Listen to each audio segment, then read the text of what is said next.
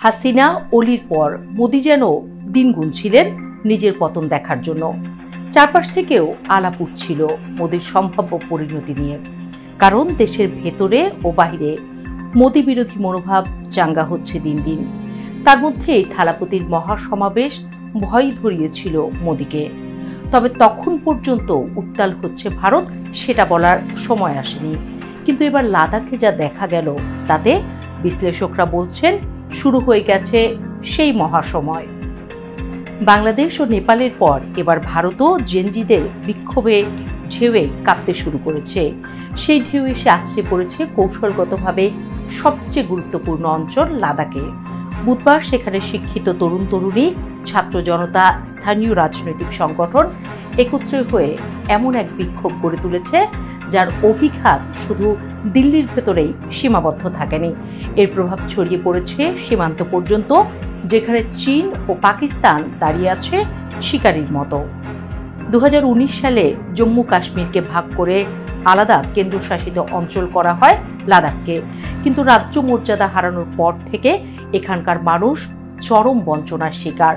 সরকারি চাকরিতে লাদাখিদের কোনো সুনির্দিষ্ট কোটা নেই, জমির মালিকানায় নিরাপত্তা নেই, সাংবিধানিক সুরক্ষাও অপ্রতুল। অথচ লাদাখ ভারতের সবচেয়ে বেশি শিক্ষিত অঞ্চলগুলোর একটি।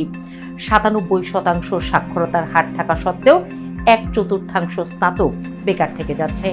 প্রতিবার চাকরির বিজ্ঞপ্তি আসবে বলে তরুণরা অপেক্ষা করে, তারপর বারবার হতাশ হয়। এই ক্ষোভই জমি গিয়ে বিস্ফোরণ ঘটালো। বাংলাদেশ ও নেপালের মতো লাদাখের তরুণদের রাস্তায় নামা কোনো বিচ্ছিন্ন ঘটনা নয়। ঢাকায় শেখ হাসিনার পতনের পর জেনজিদের আন্দোলন যেভাবে পুরো প্রেক্ষাপট পাল্টে দিল, নেপালের প্রধানমন্ত্রীর পদত্যাগও সেখানকার তরুণদের জয় হিসেবে দেখা হচ্ছে। সেই অভিজ্ঞতা থেকে অনুপ্রাণিত হয়ে লাদাখের আন্দোলনকারীরাও রাস্তায় নেমেছে। স্থানীয় নেতারা সরাসরি স্বীকার করছেন, বাংলাদেশ ও নেপালের তরুণদের মতো তারাও একই অনুপ্রেরণায় উদ্বুদ্ধ হয়েছেন। লাদাখের আন্দোলনের মূল চরিত্রের নাম ওয়াংচুক। তিনি দীর্ঘদিন ধরেই পরিবেশ ও শিক্ষার সংস্কারের সঙ্গে জড়িত একজন পরিচিত মুখ। তার জীবন থেকে অনুপ্রাণিত হয়ে তৈরি হয়েছিল আমির খানের 3 ইডিয়ট সিনেমার চরিত্র র্যাংচো। কিন্তু আজ ওয়াংচুককে নিয়ে আলোচনা হচ্ছে সম্পূর্ণ অন্য কারণে। তিনি লাদাখের স্বায়ত্তশাসন ও চাকরির সংকট নিরসনের দাবিতে অনশনে বসেছেন। অনশনরত অবস্থায় তার শরীর ভেঙে পড়লেও তিনি হাল ছাড়েননি, বরং ভিডিও বার্তায় সরাসরি বলেছেন 5 বছর ধরে চাকরি না পাওয়ার হতাশাই আজকের অস্থিরতার মূল রেসিপি। সর্বশেষ খবর হলো ওয়াংচুককে গ্রেফতার করেছে মোদি সরকার। বিক্ষোভ শুরু হয় শান্তিপূর্ণভাবে, কিন্তু অনশনে অংশ নেওয়া কয়েকজন অসুস্থ হয়ে পড়লে যুব শাখা হরতালের ডাক দেয়। লে শহরে বিপুল সংখ্যক মানুষ মিছিল শুরু করে। হঠাৎই পরিস্থিতি উত্তপ্ত হয়ে ওঠে। ক্ষুব্ধ তরুণেরা বিজেপির কার্যালয় লক্ষ্য করে পাথর ছুঁড়ে মারে। পুলিশ টিয়ার শেল ও লাঠিচার্জ করে পরিস্থিতি নিয়ন্ত্রণে আনতে গেলে সংঘর্ষ বাধে। মুহূর্তেই রক্ত ঝরে, প্রাণহানি ঘটে। কমপক্ষে 5 জন নিহত হয়, আহত হয় কয়েক ডজন। সহিংসতা ছড়িয়ে পড়ায় প্রশাসন জনসমাবেশে নিষেধাজ্ঞা জারি করে। এখন প্রশ্ন উঠছে, এই বিক্ষোভ কি সত্যি লাদাখের অভ্যন্তরীণ ক্ষোভের বহিঃপ্রকাশ, নাকি এর পেছনে আরও বড় কোনো ভূরাজনৈতিক খেলা লুকিয়ে আছে? কারণ লাদাখ মানেই শুধু একটি অঞ্চল নয়। একদিকে পাকিস্তান, অন্যদিকে চীনের সীমান্ত ঘেঁষে থাকা এই ভূখণ্ড ভারতের নিরাপত্তার জন্য অতি গুরুত্বপূর্ণ। এখানে 1999 সালে হয়েছিল কার্গিল যুদ্ধ। এখানেই 2020 সালে ভারত ও চীনের সেনারা প্রাণঘাতী সংঘর্ষে জড়ায়। এই লাদাখে যদি আবার রাজনৈতিক অস্থিরতা ছড়িয়ে পড়ে, তবে তা কেবল দিল্লিকে নয়, পুরো দক্ষিণ এশিয়ার ভূরাজনীতিকে নাড়িয়ে দেবে। চীনের সংশ্লিষ্টতা নিয়ে সন্দেহ ক্রমেই জোরালো হচ্ছে। লাদাখে বিক্ষোভ বাড়লে ভারতীয় সেনাদের মনোবল দুর্বল হবে, সীমান্তের নজরদারি শিথিল হতে পারে।